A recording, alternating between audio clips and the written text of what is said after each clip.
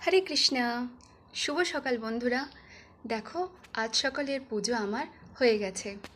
জানো তো, আজ আমাদের জবা ফুলের গাছে অনেক জবা ফুল ফুটেছে, আর সেই জবা দিয়েই আমি আমার মাকে সাজিয়েছি। আসলে কি জানো তো, এই যে মূর্তিগুলো দেখছো, এই মূর্তিগুলো কিন্তু আমার কাছে কোনো মূর্তি নয়। এনারা সবাই হলো আমার পরিবার। ইনি আমার বাবা, মা, ভাই, দাদা, সবাই সবাই হয়তো নানান কথা বলতে পারো, কিন্তু আমি এভাবেই প্রতিদিন এনাদের কাছে আমার মনের ভাব রেখার চেষ্টা করি। এনাদের কৃপা আমার কাছে অপরিসীম।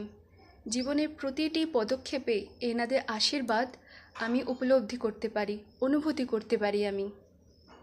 তাই আমি যেভাবে পারি, যতটুকু আমার ক্ষমতা, সেই দিয়েই আমি এনাদের কাছে নিজের মনের ভাব রাখি। তাই আমার পরিবারকে কেমন লাগছে তোমরা সবাই কিন্তু কমেন্টে জানিও।